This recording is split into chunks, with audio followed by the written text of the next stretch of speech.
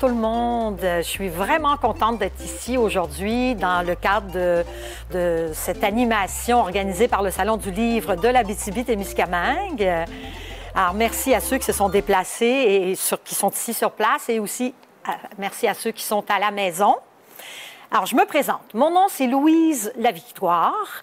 En fait, moi, à la base, je suis comédienne, je suis metteur en scène, j'écris pour le théâtre, mais j'écris aussi des contes pour enfants. J'en ai écrit 2 à ce jour, Un monstre dans la gorge et L'Odyssée de Stradivarius. Stradivarius. Il y a le mot virus là-dedans, hein? Mais je tiens à vous préciser que ces 2 livres-là, qui sont illustrés par Maude Méran-Légaré, ont été écrits avant la pandémie.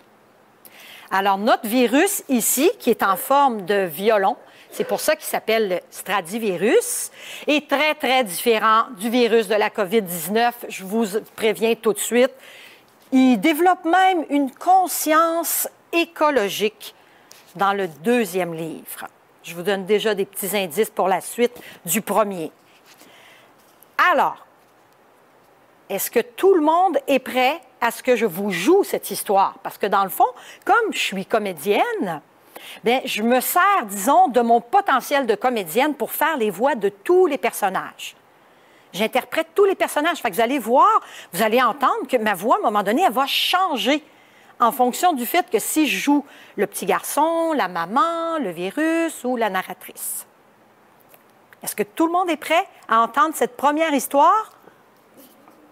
Un monstre dans la gorge, à la maison aussi? Tout le monde est prêt? Oui? Et ce qui est bien, c'est qu'on va projeter les illustrations du livre à l'écran. Donc, vous allez pouvoir suivre en même temps, vous allez pouvoir voir les images de Maude Méran-Légaré en même temps que moi, je fais la narration. C'est parti? Alors, un monstre dans la gorge. Ce matin-là, Baptiste, 7 ans, ne se sent pas comme d'habitude. Il n'a aucune envie de sortir de son lit. Et pourtant, c'est l'heure de se lever pour aller à l'école. Le soleil printanier brille de toutes ses forces et une légère brise entre par la fenêtre. Quand la mère de Baptiste arrive dans la chambre pour voir ce qu'il fabrique, il lui dit faiblement « Maman, j'ai un monstre dans ma gorge. » Un monstre dans ta gorge? Elle touche alors le front de Baptiste pour constater qu'il est bouillant. « Mais, mon pauvre Baptiste, tu fais de la fièvre. » « Oui, et c'est à cause du monstre. » Mais je ne suis pas un monstre, je suis un virus. Et je trouve la chaleur de la gorge de Baptiste très confortable. S'il te plaît, fais disparaître le monstre. Il faudra quelques jours avant qu'il ne quitte ton corps. Il a envahi tes cellules, ce vilain virus. Mais pourquoi est-ce que la maman de Baptiste, elle dit que je suis vilain? Je suis très gentille. En plus, si ça se trouve, elle me regarderait de très près et elle me trouverait vraiment mignon. Alors moi, je suis triste qu'elle dise du mal à mon sujet. Maman, est-ce que je vais rester à la maison aujourd'hui? Bien sûr, mon chéri. Maman va prendre congé pour te soigner. Et papa aussi? Ah non, Aujourd'hui, papa doit absolument terminer le décor du film sur lequel il travaille. Ah, c'est vrai. J'avais oublié. Mais demain, si tu ne vas pas mieux, c'est lui qui s'occupera de toi. Je vais te chercher le sirop contre la fièvre et prévenir papa de ne pas t'attendre pour t'amener à l'école. Quelques minutes plus tard, Baptiste avale le sirop à saveur de cerise. Ça goûte bon. Maintenant, repose-toi, mon cœur. Tu dois reprendre des forces. Oh oui, pour combattre le monstre dragon qui crache des flammes dans ma gorge.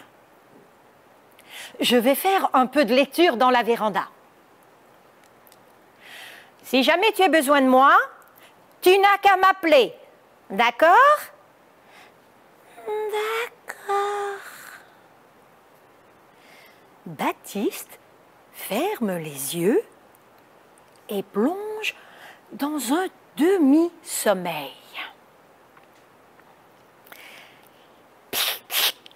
Baptiste! Quoi? C'est moi, Stradivirus. Hey, tu sais, si je suis entrée dans ton corps, là, c'est parce que j'aimerais tellement être aussi grand et intelligent que toi. Je voudrais, moi aussi, aller à l'école. Pas possible. Les virus sont interdits à mon école, comme les arachides. Zut alors! Mais comment je pourrais faire pour rester bien au chaud et connaître bien de nouvelles choses? Regarde par la fenêtre. Tu vois le cercle jaune? Oui, qu'est-ce que c'est? Le soleil. Il est très chaud, 100 000 fois plus grand que moi, super méga intelligent, et en plus, c'est le plus grand cracheur de flammes de toute la galaxie. La galaxie, c'est quoi? Je suis trop fatiguée pour tout expliquer. Sors par ma fenêtre. Je ne veux pas que tu croises ma mère. Va voir le soleil. Lui, il va t'apprendre des milliers de choses. Ah ouais! Merci Baptiste! Heureux d'avoir fait ta connaissance! Stradivirus se propulse alors hors de la gorge de Baptiste. Il se dirige vers la fenêtre et s'envole en direction du soleil. Baptiste, lui, sombre dans un profond sommeil. Mais comme par miracle, à son réveil, quelques heures plus tard, il n'a plus mal à la gorge. Il appelle sa mère pour qu'elle lui serve la bonne soupe aux légumes que papa a préparée. Elle est très surprise d'une guérison aussi rapide, mais ce sirop est formidable. Ah non, non maman, c'est grâce à moi. J'ai parlé avec Stradivirus et je lui ai dit d'aller rejoindre le soleil. Oh, quelle bonne idée tu as eue, mon chéri. Papa sera ravi d'entendre ton histoire ce soir.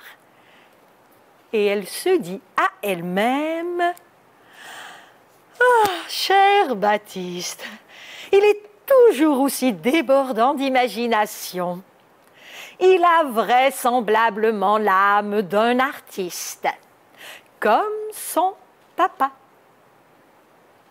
Voilà, c'est la fin de ce premier conte, Un monstre dans la gorge. Maintenant, je vais avoir besoin de votre collaboration. J'aimerais, à la maison et ici aussi, que vous pensiez à la suite de cette histoire. Selon vous, qu'est-ce qui arrive à Stradivirus qui s'envole vers le soleil? Hein? Est-ce que tu crois qu'il va réussir à se rendre jusqu'au soleil? Et si oui, qu'est-ce qui va arriver selon toi? Donc, à la maison, vous pouvez aussi nous écrire des petits commentaires, puis je vais pouvoir les lire et on va regarder ça ensemble. Puis après, bien évidemment, je vais vous lire la suite de l'histoire. Et là, on va voir si ça correspond à vos idées. Est-ce que tu as une idée? Toi qui es dans la salle, là, as-tu une idée? Toi, c'est toi que je regarde. Ton nom, c'est quoi? Tu n'as pas d'idée. OK, tu n'as pas d'idée de ce qui peut arriver à Stradivirus? Non? OK, il s'envole vers le soleil, mais est-ce que, selon toi, il va se rendre jusqu'au soleil? Non. Non? Pourquoi? Parce que c'est trop... Il va avoir le vertige. Ah, il va avoir le vertige. OK, c'est la première fois qu'on me l'a fait, celle-là. Ben oui, pourquoi pas? Et toi, as-tu une idée de qu'est-ce qui arrive à Stradivirus qui s'envole vers le soleil? Ah! Maman peut répondre pour toi, si tu veux. Il va faire trop chaud? Trop chaud? Donc, selon toi, il ne va pas se rendre jusque-là? Sinon, il risque peut-être de griller comme une saucisse? On ne sait pas, hein? Ah! Mais tout à coup, il réussit à se rendre jusque-là. Tout à coup. Admettons qu'il réussirait à se rendre jusque-là. Ah! Qu'est-ce qui pourrait arriver?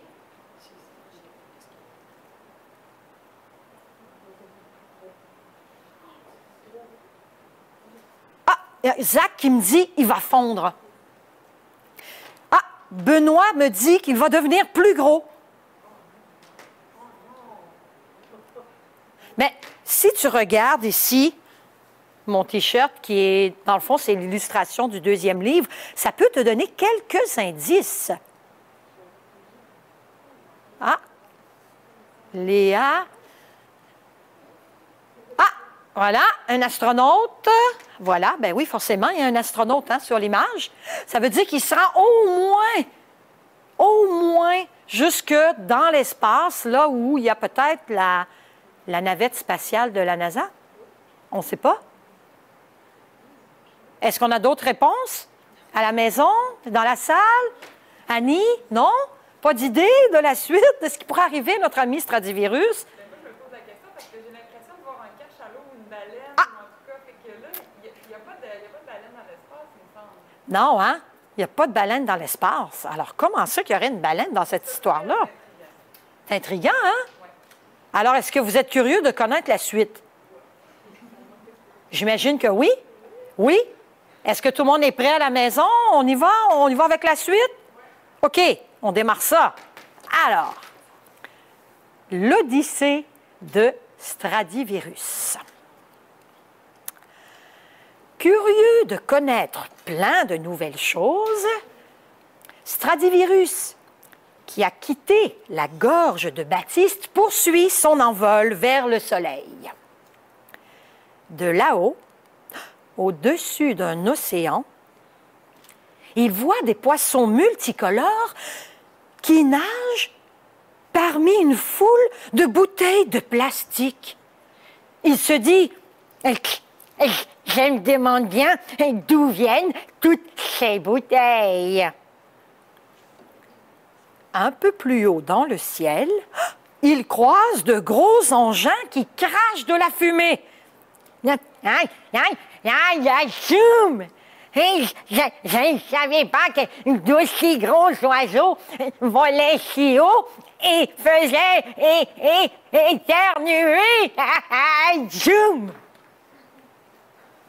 Et il aperçoit aussi toutes sortes d'objets qui flottent dans l'atmosphère. Après plusieurs heures d'expédition, Stradivirus se retrouve tout près de la Station spatiale internationale de la NASA.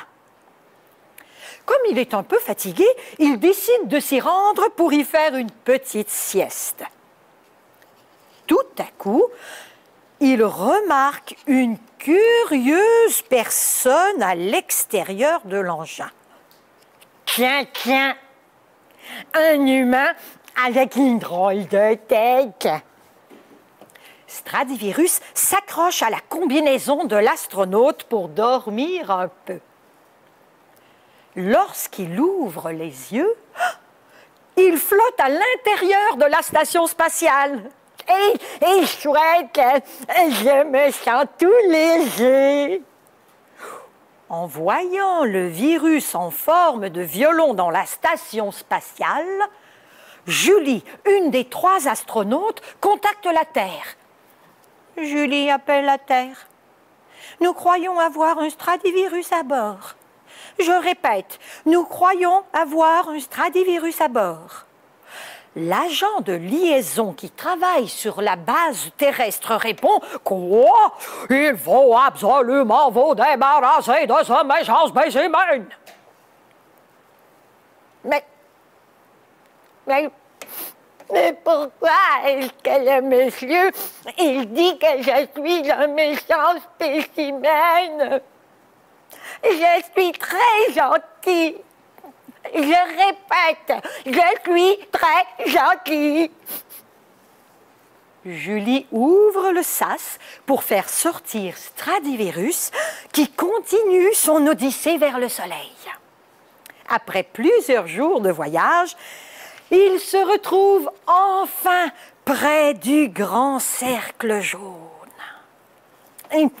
Bonjour, soleil. Baptiste, il dit que vous êtes le plus gigantesque cracheur de flammes de toute la galaxie. Fiouf, il a drôlement raison. Et vous êtes vraiment très, très chaud.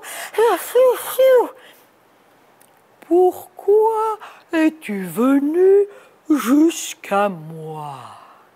Ah, c'est parce que Baptiste, il dit aussi que vous êtes super méga intelligent et que vous pouvez m'apprendre des milliers de nouvelles choses. C'est vrai. Approche. Il ouvre sa bouche et Stradivirus entre dans sa gorge. Ah! Soudain, le soleil ne se sent pas bien du tout. Il a de la fièvre et il devient encore plus brûlant. Et partout sur la Terre, c'est la canicule. Les humains ne savent plus comment faire pour se rafraîchir. Le Soleil s'adresse alors à son ami la Lune. Je me sens très, très malade. Est-ce que tu pourrais me remplacer le temps que je guérisse?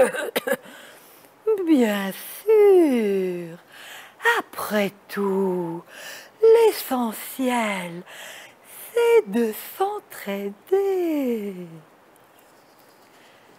Voilà que pendant 3 jours, les humains se retrouvent comme dans la nuit, avec juste la lune qui brille dans le ciel.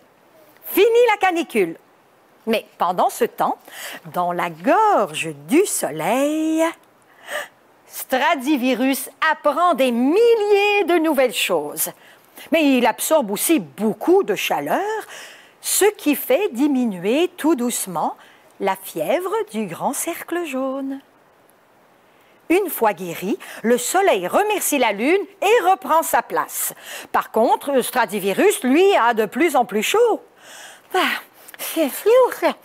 Maintenant que je suis super méga intelligent, je crois que je vais aller me rafraîchir un peu dans la mer. Il reprend son voyage vers la Terre et plonge dans l'océan. Aussitôt qu'il entre dans l'eau, il perd son pouvoir de contagion et il se multiplie.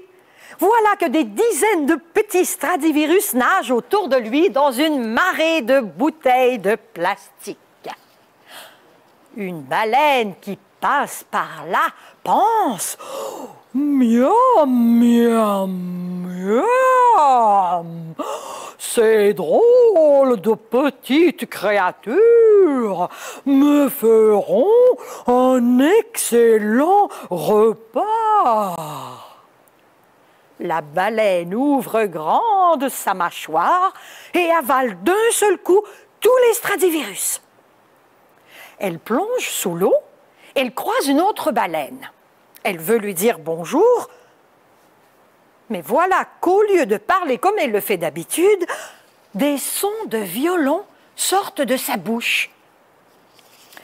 Alors qu'elle nage près de la plage, des gens qui passent par là entendent ce concerto pour violon. « Oh, une baleine qui fait de la musique! Oh, oh, oh, oh. Ah, quel phénomène exceptionnel! On dirait du Vivaldi! » Des journalistes du monde entier se rendent sur place pour couvrir la nouvelle. Et plusieurs touristes accourent pour assister à ces concertos. Mais voilà qu'il y a de plus en plus de déchets de plastique dans la mer et dans l'estomac du gros mammifère marin, là où se trouvent Stradivirus et sa marmaille. Et la baleine commence à faire des fausses notes. Et elle se dit à elle-même « Oui, oui, j'ai mal au ventre. » Comme Stradivirus et ses enfants sont maintenant très intelligents, ils comprennent que la pollution vient de la présence de ces nombreux humains. Ils ramassent tous les objets qui se trouvent dans la baleine et ils fabriquent une machine à nettoyer les océans. Et Stradivirus s'adresse à ses petits. « Maintenant, il faut trouver une solution pour sortir d'ici. » Tous ensemble, ils chatouillent la baleine qui se met à rire aux éclats. Stradivirus et sa grande famille sortent de ce gros ventre avec la machine. La baleine se sent beaucoup mieux et retrouve finalement son chant habituel. Et grâce à leur invention, Stradivirus et ses bambins deviennent très populaires. Ils passent même à la télé. Tous les jours, ils participent à des corvées de nettoyage des océans et ils enseignent aux habitants de la Terre comment éliminer le plastique pour préserver la planète. Voilà, c'est la fin de cette deuxième histoire, l'Odyssée de Stradivirus. J'ai l'impression qu'il y a peut-être eu un petit problème au niveau des illustrations. Est-ce que vous avez bien vu toutes les illustrations? Oui? C'est pas sûr, hein? Avec la technologie. Alors, s'il nous reste encore un peu de temps, j'aimerais ça qu'on fasse un petit jeu ensemble. OK? Autant ceux qui sont à la maison que ceux qui sont ici. Un petit jeu qui s'appelle « Sur ma planète ». Alors, j'ai une petite clochette ici. Je sonne la petite clochette.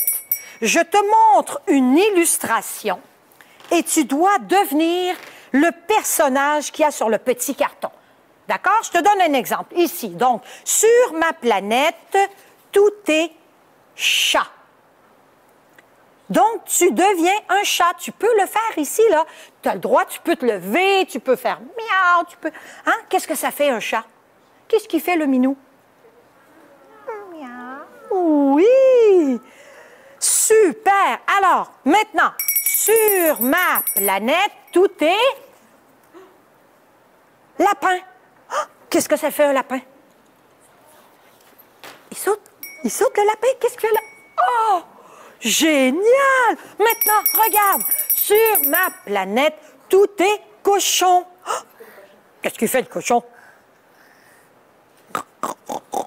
Oui, super! Ensuite, sur ma planète, tout est loup.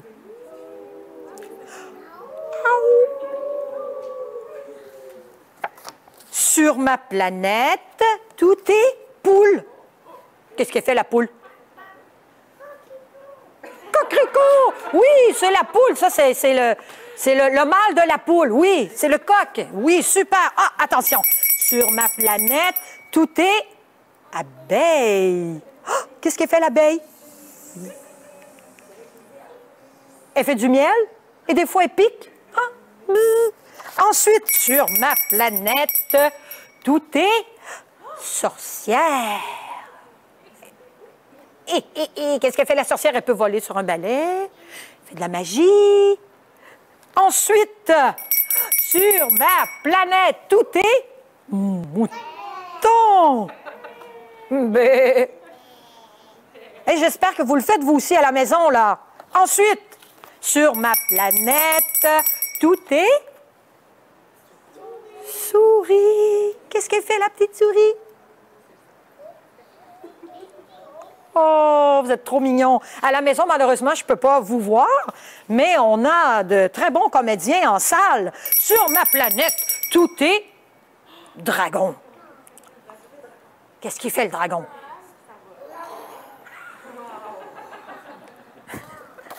Et sur ma planète, tout est Stradivirus. Qu'est-ce qu'il fait, Stradivirus? Comment il parle, Stradivirus?